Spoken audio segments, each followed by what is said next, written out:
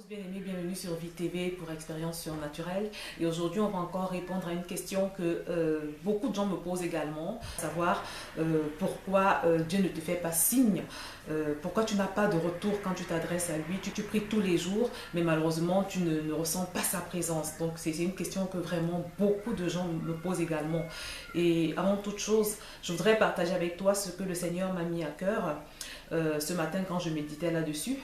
À savoir que quand un homme prie Dieu de façon ordinaire, quand un homme s'adresse à Dieu vraiment de façon quelconque, en fait, il n'est pas en train de prier Dieu. Par contre, quand un homme s'adresse au Dieu glorieux, quand un homme s'adresse à sa majesté royale, quand un homme s'adresse au Tout-Puissant, quand un homme s'adresse à celui qui est assis sur son trône élevé, eh bien, à partir de ce moment-là, on peut considérer que celui-là est en train de prier Dieu. Je le redis, bien-aimé, quand tu t'adresses à Dieu de façon quelconque, de façon banale, en réalité, ce n'est pas ce grand Dieu qui nous a créés, ce n'est pas le Créateur que tu es en train d'adorer. Par rapport à cet autre homme qui va vers Dieu avec honneur, avec respect, qui s'adresse au grand roi, qui siège sur son trône élevé. Parce que bien aimé, ton interactivité avec Dieu, ou si tu veux l'efficacité de ta prière, ne dépend pas de la technique que tu emploies ou du nombre de fois que tu pries, mais l'efficacité de ta prière ou alors l'interactivité de ta prière dépend du niveau de révélation que tu as de ce Dieu. Révélation notamment de combien il est grand, de combien il est saint. Dieu siège au milieu de l'adoration, c'est-à-dire que c'est quand on adore Dieu, quand on le célèbre, quand on lui dit tout ce qu'il est, c'est-à-dire quand tu t'épanches vers Dieu en lui disant tout ce que tu penses de lui, quand tu fais ça, ça attire Dieu. Tu peux adorer Dieu par des chansons, tu peux également l'adorer par des paroles, mais ce qui compte, comme il le dit dans sa parole, c'est que ce soit fait en esprit et en vérité. Il faut vraiment que tu réalises ce que tu es en train de dire, que tu penses ce que tu dis. Mais pour pouvoir penser ce que tu dis, il faut que tu saches ce que tu es en train de dire. Et donc, c'est très important de savoir qui on prie. C'est important de savoir qui on adore pour que l'adoration qu'on lui adresse soit une adoration appropriée, soit une adoration conforme à son niveau de grandeur. Une adoration qui corresponde au niveau de gloire de ce Dieu qu'on adore. Alors bien aimé, la plupart du temps, malheureusement, il y a un grand décalage entre ce qu'on pense de Dieu et ce que Dieu représente véritablement. Donc c'est important de connaître ce Dieu à qui on s'adresse. Parce que comme je l'ai dit, c'est ton adoration, c'est ton appréciation, c'est ton amour qui attire Dieu. Et c'est pour ça qu'il a fait de l'amour le plus grand commandement. Parce que sans aimer Dieu, mon frère, ma soeur, tu ne peux pas faire long feu avec lui. Tu ne peux pas vraiment correctement fonctionner avec Dieu. Tu peux par tes propres efforts essayer d'obéir à quelques commandements, mais tu ne peux pas te forcer à aimer Dieu. Pour pouvoir aimer Dieu, c'est important d'avoir la révélation de qui il est. Pour pouvoir l'apprécier à sa juste valeur, c'est important que tes yeux aient pu voir ce qu'il a, ce qu'il est, ce qu'il représente. Je le redis, bien aimé, tu peux te forcer à pratiquer la Bible, mais tu ne peux pas te forcer à aimer. L'amour arrive en général après qu'on ait été saisi par quelque chose, après qu'on ait admiré une chose. Sur un plan purement naturel, par exemple, avant qu'un homme épouse une femme, il a d'abord apprécié, il a d'abord admiré.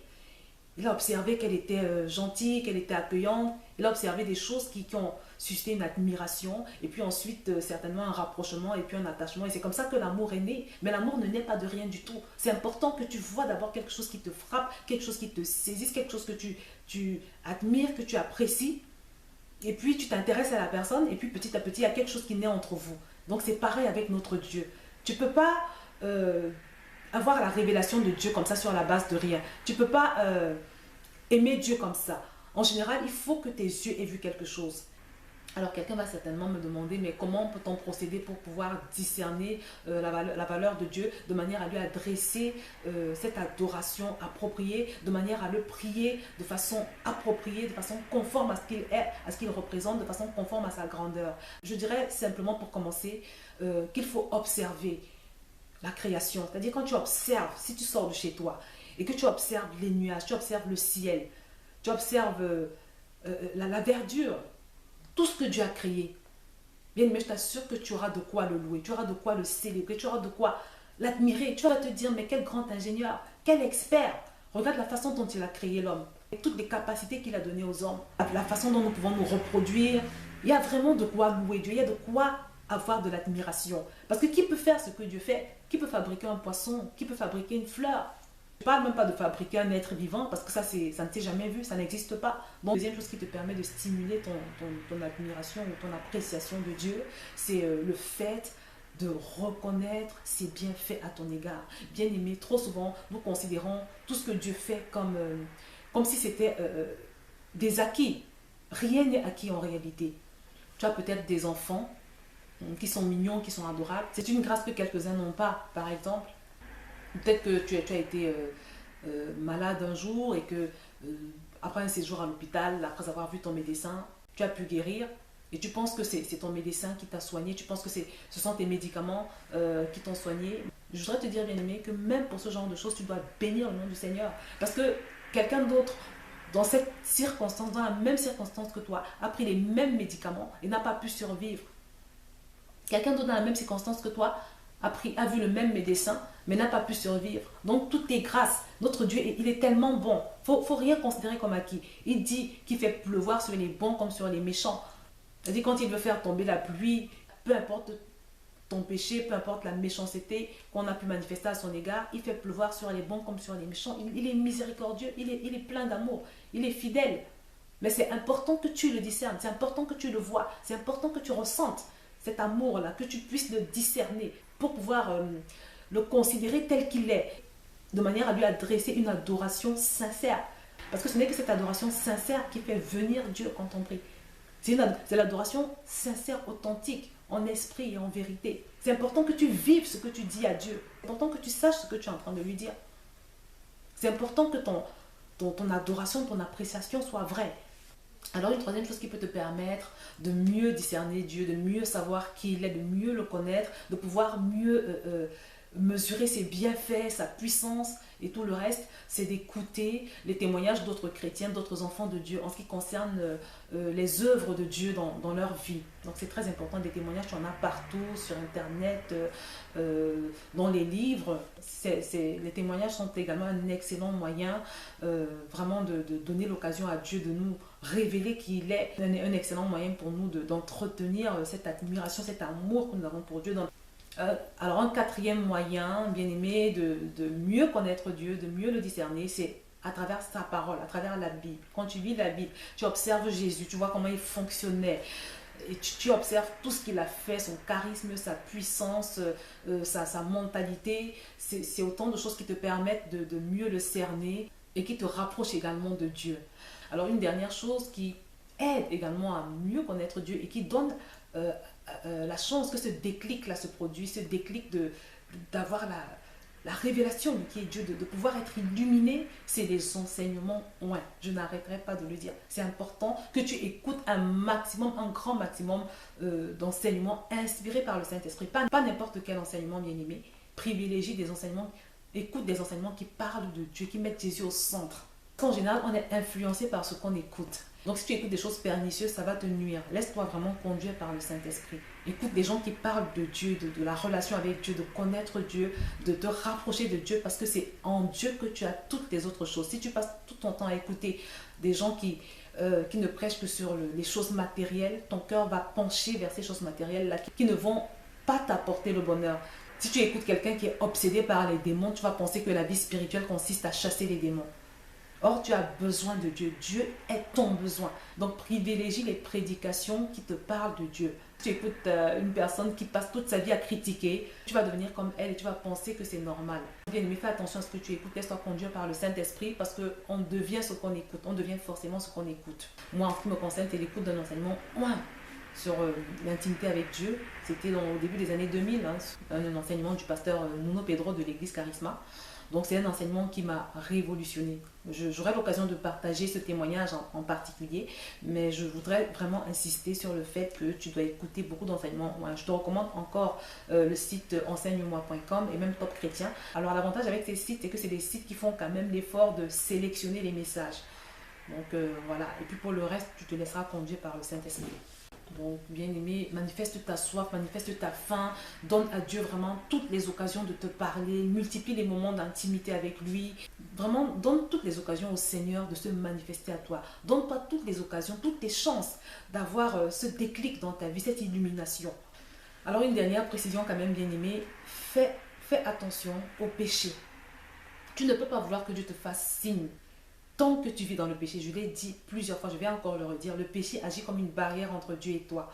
Donc s'il y a encore un péché dans ta vie, commence par faire le nécessaire, par prier, par te débarrasser de ce péché avant de vouloir que Dieu te parle. Parce que Dieu et le péché ne marchent pas ensemble. Fais un maximum, prie également bien évidemment pour discerner ce Dieu. Parce que tu ne pourras jamais lui adresser une adoration, comme j'ai dit, une adoration appropriée, si tu ne sais pas à quel point, si tu n'as pas encore goûté, si tu n'as pas encore réalisé ou constaté à quel point il est beau, admirable, fidèle, glorieux, si tes yeux n'ont pas pu discerner à quel point il est magnifique, tu ne pourras jamais le lui dire sincèrement. Or, c'est quand tu apprécies Dieu, c'est quand tu l'adores sincèrement qu'il se manifeste. C'est également quand tu as cette attitude révérente que Dieu se manifeste. Parce qu'à ce moment, tu te retrouves sur la même longueur d'onde que lui. Donc c'est très important. Discerne, ouvre tes yeux. Fais en sorte d'adorer ce Dieu glorieux. Parce que mon frère ou ma soeur, une fois que tes yeux vont s'ouvrir, le jour où tes yeux vont véritablement discerner Dieu, quelque chose va se passer. Tu vas en tomber fou amoureux ou folle amoureuse. C'est ce qui s'est passé avec Moïse. La parole de Dieu nous dit que quand il a vu Dieu, il a été ébloui. Donc tu as besoin de révélation. Arrête de rechercher des techniques de prière. Tu as simplement besoin de révélation. Ouvre tes yeux sur tout ce que Dieu fait. Comme je l'ai dit, que ce soit en ce qui concerne la création ou ta propre vie. Sois un adorateur de Dieu. Sois quelqu'un qui apprécie Dieu. Sois quelqu'un qui ne loupe aucun bienfait de Dieu. Qui ne loupe aucune occasion de lui dire merci. De l'admirer. D'admirer ses bienfaits, d'admirer ses œuvres. Commence comme ça. Et petit à petit, tu vas devenir ce véritable adorateur. Et je t'assure que Dieu ne résiste pas à un vrai adorateur. Il se manifeste, c'est obligé.